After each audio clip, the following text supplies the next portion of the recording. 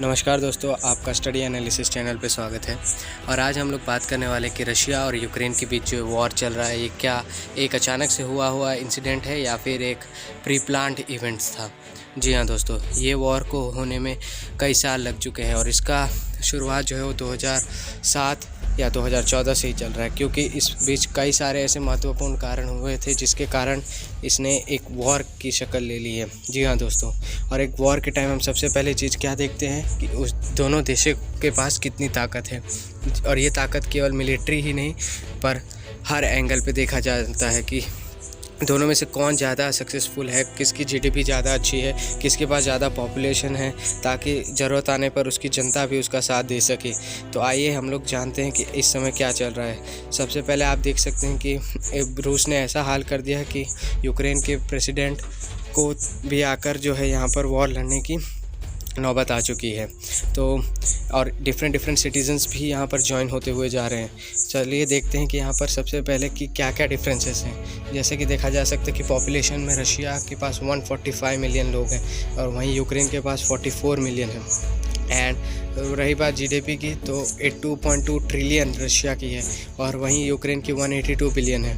और ऑलमोस्ट एक तरीके से देखा जाए तो ये सब वन साइडेड क्लीन स्वीप हो सकती है। अगर ये वॉर ज़्यादा समय चला तो रशिया जीत सकता है, unless and until different countries जो है इसमें इन्वेड ना करें नाटो की। एंड उसके बाद आइए देखते हैं कि मिलिट्री पावर में क्या है।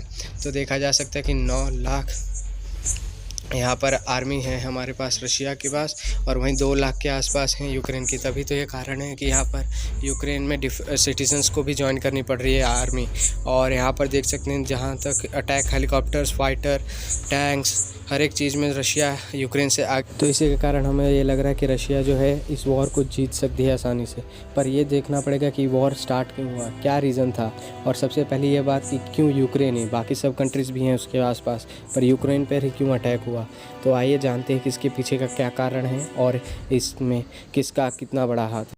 यह युद्ध जो है वो 2014 से ही चलता हुआ आ रहा है। जी हाँ दोस्तों, 2014 में यूक्रेन के पास मौका था कि वो यूरोपियन यूनियन और नाटो कंट्री में ज्वाइन हो जाए, पर उस टाइम के प्रेसिडेंट विक्टर ने मना कर दिया था, जिस बात पर वहाँ की पॉपुलेशन ने रिवॉल्ट किया था। इवन यूएस ने सपोर्ट किया था कि आप हमारे पास ज्वाइन हो जाएं, पर वहाँ पर उन्होंने मना कर दिया था और उनको प्रेसिडेंटशिप से हटा दिया गया था, जिस पर रशिया को बहुत गुस्सा आया और वहाँ पर पुतिन ने इन्वेड किया और वहाँ की एक प्लेस क्रिमीनिया नाम के प्रोविंस को अपने अंदर ले लिया, जिसमें वहाँ का जो पोर्ट था वो उसको भी अंदर ले लिया। और एक पोर्ट को एक बार अंदर ले लिया गया, अगर किसी कंट्री ने उसको इन्वेड कर लिया, कैप्चर कर लिया, तो एक बहुत ही इकोनॉमिकल विन हो जाती है उस कंट्री की वहाँ पर। और स्पेशली जो लोकेशन है क्रिमीनिया की, आप देख सकते हैं यहाँ पर। सबसे पहले मैं आपको बता दूँ कि ये प्रेसिडेंट है विक्टर, जिन्होंने मना किया था। एंड सिमिलरली क्रिमीनिया के बारे में अब हम लोग जानते हैं कि क्रिमीनिया जो है वो एक इकोलॉजिकल वे और इवन यहाँ की जो जियोग्राफिकल लोकेशन के कारण बहुत अच्छी जगह है, क्योंकि जब विंटर्स आते हैं तो रशिया के पोर्ट्स एकदम फ्रोज़न हो जाते हैं। बट यहाँ पर इनको ब्लैक सी में डायरेक्ट एंट्री मिल सकती है क्रिमीनिया के थ्रू, तो इनकी इकोनॉमिक और इवन इनके जो डिफेंस सेक्टर है वहाँ से वर्क कर सकते हैं। जी हाँ, रिसेंटली जो अटैक हुआ है वहाँ पर जो बहुत सारे ही इन्होंने अपने आर्मी बेसेस को भी वहाँ पर रखा है, तो एक तरीके से ये इनका आर्मी बेस का भी काम कर रहा है। एक तरीके से पूरा बेस अटैक का तैयारी क्रिमीनिया ही है, तो एक तरीके से रशिया के लिए ये बहुत ही इंपॉर्टेंट प्लेस है।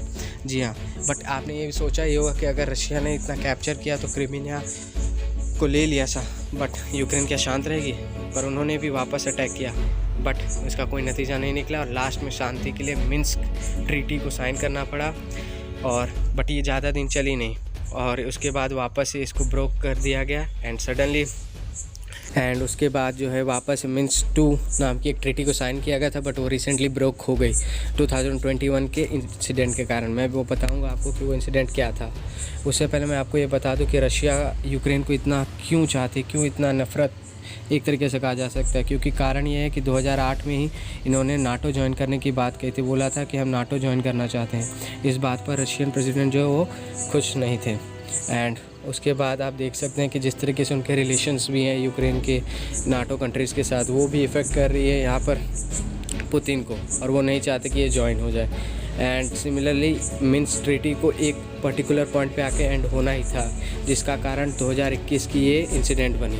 तो 2021 में क्या हुआ दोस्तों कि यूक्रेन के प्रेसिडेंट ने अमेरिका से रिक्वेस्ट की कि आप हमारे यहाँ पर आए और हमें नाटो में इन्वॉल्व करा लें, और इसके कारण ही उनको अच्छा नहीं लगा पुतिन को, और वो धीरे धीरे अपनी जो है आर्मी को उसकी बॉर्डर्स पर ले जाकर रखने लगे। और उस टाइम उन्होंने ये बताया था कि ये एक तरीके से बस आर्मी ड्रिल है, मॉक प्रैक्टिस की जैसे। बट उसके बाद क्या हुआ कि सडनली अचानक से विंटर आते आते कुछ ज़्यादा ही आर्मी वहाँ पे इफेक्ट हो गई, और दिसंबर आते आते वॉर के संकेत आने लग गए थे। इवन बाइडेन ने बोला था कि वॉर हो सकता है, बट किसी ने उस टाइम उतना ध्यान नहीं दिया। एंड सडनली रशिया ने जो है वो डॉनबास और उसको सैंक्शन कर दिया एक न्यू कंट्री के हिसाब से। एंड इसके कारण एक तरीके से ये ट्रिगर पॉइंट हो गया, और फाइनली इसने एक वॉर का रूप ले लिया, जिसके कारण आज हमको ये स्थिति देखने को मिल रही है। और इवन रशिया ने ये डिमांड किया है कि आप नाटो में इसको इन्वॉल्व ना करें, और इवन एक तरीके से बोला गया है कि ये यूक्रेन के प्रेसिडेंट एक पपेट हैं नाटो कंट्रीज़ और वेस्टर्न कंट्रीज़ के, और इसके बहुत सारे इफ़ेक्ट हमको देखने मिल रहे हैं आज भी कि पपेट के कारण ही जब वॉर चालू हो गया तो बाकी सब हट गए और यूक्रेन आज यहाँ पर फंसा हुआ है। अभी तक कोई भी हेल्प करने आगे नहीं आया है, सिर्फ बातों से हेल्प किया जा रहा है। तो आइए जानते हैं कि पुतिन को क्या चाहिए।